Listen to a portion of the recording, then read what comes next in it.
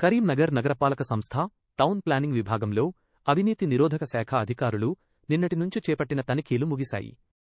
రికార్డుల నిర్వహణ దరఖాస్తుల పెండింగ్ రెవెన్యూ వసూళ్లలో తీవ్ర అక్రమాలను గుర్తించారు. పనుల కోసం ప్రజాధనం వసూలు చేస్తున్న దళారుల ప్రమేయం ఉన్నట్లు తేలింది. ఏసీపీ మహేందర్ రెడ్డి ఆధ్వర్యంలో ఈ సోదాలు నిర్వహించారు.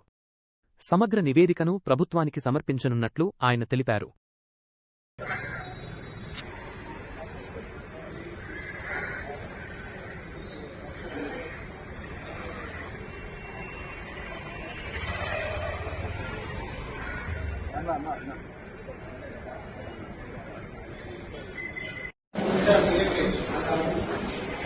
Checking